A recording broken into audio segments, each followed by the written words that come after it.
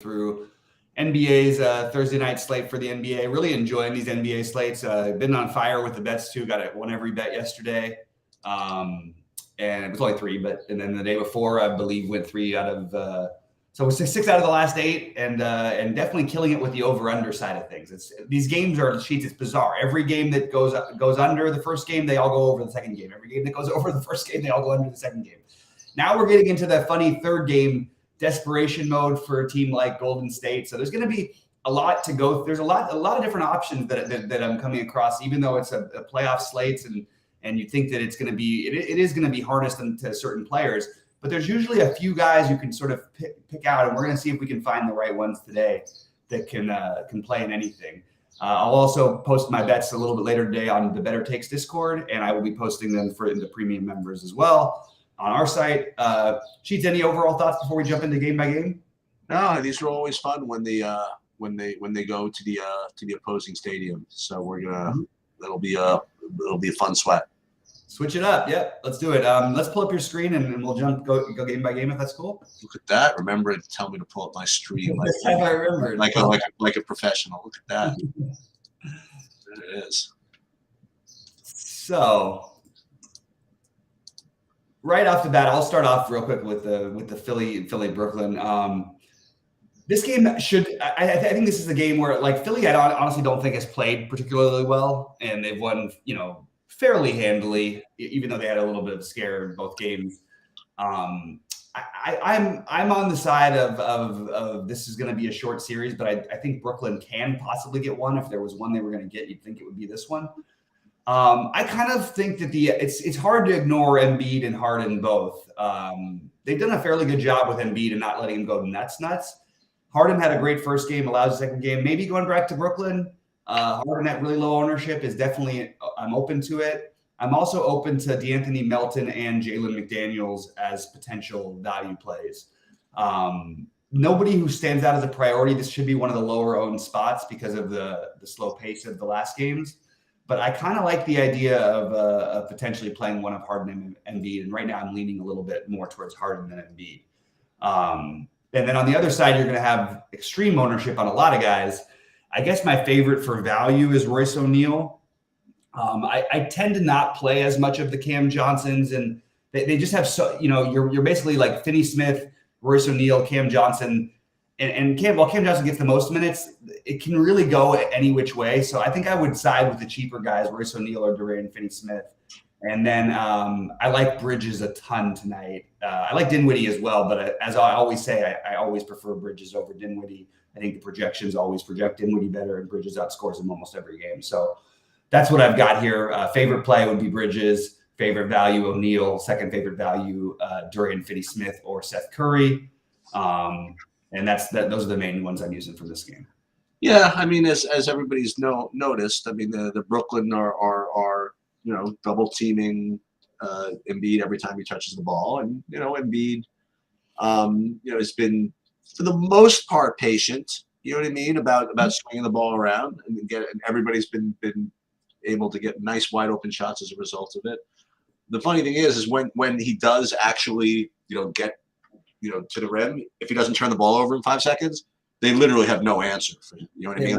Yeah. So it's I have to say that I'm going to be expecting more of same from Brooklyn. I mean, even though they're 0-2 playing this way, they've been in both. You know what I mean? Like they were winning the last game. So I think they're going to go right back to the same thing, and I think it's going to provide opportunities for these other guys. As it has been. And I think Embiid that Harden at 8,900 is probably a really good play tonight. He's not projecting as such, but I kind of like him tonight.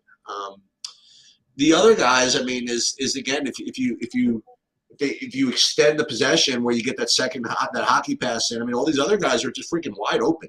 Like Tobias Harris and Maxey when he's in the game or whatever it is. So I have no problem playing any of them. Now again, Embiid himself. Look, he was basically just completely taken out of the game, and he still scored like 60 fantasy points. You know what I mean? So God knows because what happens is it's really funny. I was watching because I had him. He didn't have to. He wasn't like doing too much offensively. So basically, he was deciding he was at this point going to get every rebound. So on defense, he just literally got every rebound. And I think that could happen as well. So I think I want to play one of them. I think I want to play Embiid or Harden. I've been playing Embiid every other game. So it's, I don't know why I would stop doing it, because they've literally taken him out of the game, and yet still he's gotten there, Well, not the first game, but yeah, last game he did. Right, exactly. So probably going to have one of those two, and they're I don't think they're going to be particularly high owned, either of them. So I like that. Royce O'Neal, to me, again, is just a guy I just prefer not to play at 40% ownership. I think I'm probably going to – and Cam Johnson coming off that last game, I don't know. I just presume to go to the safer play, safe, whatever, and play Spencer Dinwiddie. You know what I mean? It's frustrating to play him, honestly. Just never seems to do it for you. But I think if you're going to play Embiid and Harden, I think you do want to have it run back with somebody you can rely on, I guess, for Brooklyn. So I do like Dinwiddie, and that's. You prefer Dinwiddie to Bridges? Yeah, that's the other thing. Maybe not. Maybe not. One. How about one of the two of them? How about that? That's what I've got here, but I have Bridges as the preferred one. I think you're going to need value today, so I think that you may not realize it yet with the builds, but I think not that you have to, but I think that playing whether it's Royce O'Neal, Dorian Finney-Smith, or Seth Curry, I think I'm going to have to try and find a way to play one of those guys. They're going to. I mean, Finney-Smith. You mentioned that you don't like the ownership on the. Obviously on the what's his name, Royce O'Neal, but Dorian Finney-Smith is going to be unowned at 4K. He put up 20. He could be on the court. He's a very good defender. He put up 22 in the last game. At 4K, that's a guy we could definitely consider using. And then they let Seth Curry play a little bit more in the last game. So I do think you're going to have potential sources of value here. We have some other value later in the day. But I do think that these guys are at least worth mentioning. And I know that they've sort of played, Claxton off the court. He hasn't really been playing even with Embiid there. They literally played no bigs and just doubled Embiid every time with the littler guys.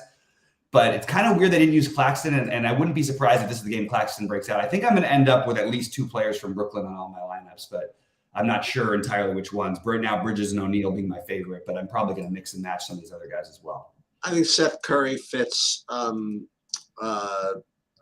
think Seth Curry fits here pretty decently as kind of a punt. And also, if you really want to go to uber troll, you can go right back to Day'Ron Sharp coming off literally 0 minutes. If you're going to play Claxton, if they're going to say, we need big guys on the court, maybe then they're going to play both of these guys a little bit. So they definitely won't play them together. No, not together. But if Claxton is in there for 24, maybe you can get Sharp in there for 18 or something like that. Well, that's the whole point, though, is that's exactly the opposite of what they did last time. They basically I know that. Yeah, they cut them both out of the game. Yeah, I know. That's what I'm saying. Yeah. But yeah, I hear you. And the thing that's appealing about Day'Ron Sharp ever is that he's at least a very good fantasy point per minute producer when he's on the court, if he gets on the court. And maybe you're right. Maybe going back to him is another one to consider. Brooklyn has the most guys to consider, and it's hard for me to pick which ones. But they do have the value, so it's something we have to consider. All right.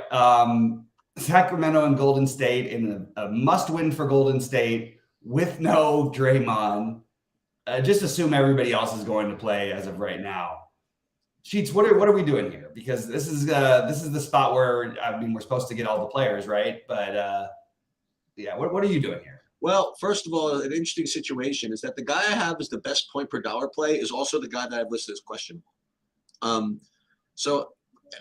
Andrew Wiggins, I have as questionable tags. I think that's probably the right thing to do. I don't think there are anything genuine. Oh, okay. It's the playoffs. And it's a must-win. There's no way they're sitting if they're able to walk. Okay, so I like Andrew Wiggins in that case.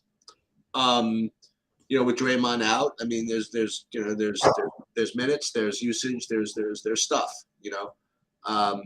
So I definitely like Wiggins, and tell you who else I like. I like Stephen Curry a little bit here 9,700. Mm-hmm. So Curry and Wiggins, those would be my two plays from Golden State. Sacramento, I'm sure that Sabonis is going to hear it when he gets on the court. He might get kind of mad. I don't know. I kind of sort of feel like playing Sabonis too. You know what I mean? I don't know. I think, like I said, these must-win games, that he's kind of want the studs. Sort of, if I can somehow make it work. It's hard to make it work though.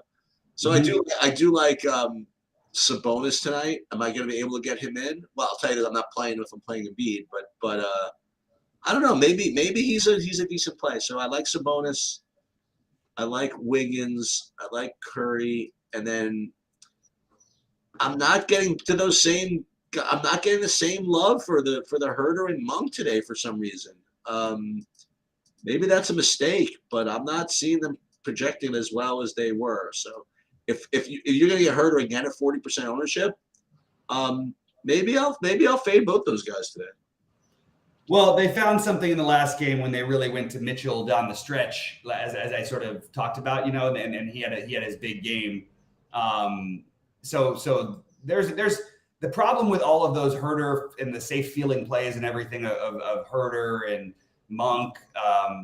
These guys you don't know who's going to be on the court at the end of the game. Like it really does fluctuate. They've been doing this all year long. And the minutes are not locked in for any of these guys. It's unlikely to be Keegan Murray based on what we've seen the first two games so far. But at some point, I'm probably going to consider playing him at 3.9. There's a whole lot in this game to think through. So on the Sacramento side for me, I'm not going to get to Sabonis. Like it's like beating my head against. I do think Sabonis, like obviously there's upside and his price is coming down to the point where it's like, oh shit, we should probably be playing him. He just never gets there against this team. I mean, it's the exact same thing every time. Never ever gets there. Projects better than everybody else by a lot, but without Draymond, it does probably boost him a little bit. It's easier to play when the guy's not stepping on your chest. So I'm okay. I'm more okay with Sabonis than I have been, but I think one of Sabonis or Fox, same old thing. One of Monk, Herter, or Mitchell as your Sacramento guys. And on the Golden State side, I think one of Steph or Clay should be a priority.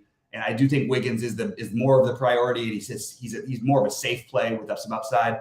I think Jordan Poole is probably going to be owned a little more than I'd like, but otherwise he would fit into that category. And then you get into whether you play Kuminga or DiVincenzo. You can always switch depending on who's starting, because I think you're going to see conflicting things whether DiVincenzo will start with Kuminga will. I kind of like DiVincenzo. You also have Gary Payton in there as well. But I'd like to know who's starting. The good news is they're all in the same price range. You can use them at the same position. So I would probably just put, Kuminga with 200 left on the table, and then you can always switch over to DiVincenzo or Payton, depending on how you're doing so far and depending on who's starting. But you are definitely going to have the most exposure to this game of any of the games tonight. And my preferences would be Wiggins, Clay, Wiggins and Clay or Poole with on the other side. Honestly, one of Monk, Herter, or Mitchell, but I haven't decided which one yet. And then one of Sabonis or Fox. I'm still leaning a little bit more Fox than I am Sabonis right now at lower ownership. So that's just where I'm at. But I'll revisit this stuff when we go live later for baseball and talk over the rest of the slate. All right, and guys, if you do happen to get it in here, hit the like button, pop in any questions and all that stuff. We're happy to talk about anything. All right, Cheats. Now we have the late night hammer, the Clippers and Phoenix. Phoenix is a 3-point favorite in LA. What do you want to do here? This is who I like in this game. I like Chris Paul at 7,400. And on the other side, I like Zubac at 5,300. And then if I had a punt, I would go back to the guy that I forgot how he did in the last game, and then I just double checked it. Forget how he did. I mean, he still got 25, 26 minutes. I'd probably go back to Terrence Mann. That's who I liked in the last game, and I was just so dead that I didn't even watch it. You know what I mean? So I didn't see how he did. But so I'd probably go back to that. I'm probably not going to get to the bigger spend ups on Phoenix, nor am I going to get to Kawhi tonight, although I have no problem with it. I think this is going to be a tight, this could be a tight game. I think both teams are going to play, pretty good freaking defense, you know, and to spend on Durant and Booker, I just don't think this is the game to do that. So for me, I'll play Chris Paul. He's cheap enough, but him, Zubac, and then Terrence Mann. Those are my three targets for this game. Yeah, so I have Paul and Ayton as my guys. Fair enough. I mean, yeah, exactly. Yeah, and I think that if you want to look, I have no problem with Booker or Durant here. I just it's hard to know which one, and yeah, that's basically it. They had the must win the other day. Durant played 44 minutes. Yep. And yeah, I like, but I'm sort of siding more with Chris Paul. Feels more like affordable. But I don't mind the idea if you can get to those guys to play them. And Torrey Craig is still completely in play for me at 4,700. They're giving him the minutes. He's put up 30 in both games. I have no reason to come off of him now. So you have an interesting decision. Like you have all those forwards. Like you've got all the Golden State guys at 4,400, 42 to 4,400. One of those, without Draymond, one of those guys is going to pop for sure. And then you've got these. Then you've got the Royce O'Neal and Torrey Craig all in the same price range at the same positions. And I think all of those guys are a good way to get value and start your builds.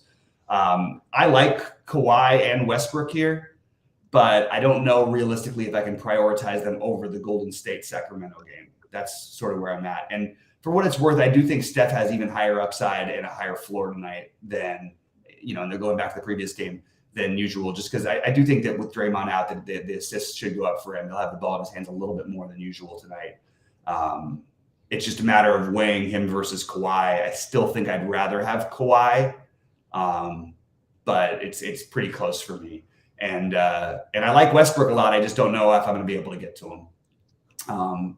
This game does feel like it's going to be a little bit, the lower owned between the Sacramento side and this one. And I'd like to get exposure to it, but it's really hard with Draymond out to not want to play. I have two Brooklyn guys in I think probably all my lineups. I think I'm probably going to have at least 2 Golden State and probably 3 in all my lineups. So it doesn't leave me that much room to go elsewhere. And that's sort of what I'm running into. But I'm going to try and revisit it and try and see if I can find some builds that I like with Phoenix and the Clippers, because this should be a very competitive game. If there was a game that you think would blow out, Golden State, maybe they could do that to Sacramento tonight, just because it's like they're going back home, huge lead for Golden State, with the 2-0 thing and all the emotion and everything. Maybe Golden State just puts the hammer down tonight, even without Draymond. But the Clippers and Phoenix, I feel pretty confident in that going to be a pretty close game. Anyway, so it's I'm obviously not figured it all out yet, but hopefully this first look will just give you a way to point in the right direction. I'll get my builds up later, and we can go from there. Hey, I'm just happy we're getting 3 games instead of 2. You know what I mean? Like, I love it. Yeah. Yep. We actually have decisions we can make. Yep. It's nice. And so far on every slate, there's been like a sub 10% guy or a sub 5% guy who's gone completely nuts. So, let's keep playing these guys, taking some shots. Sheets, anything else before we get out of here? And I do have something else, but it involves just you. Okay. You didn't remind me. I wanted to show you something in Discord.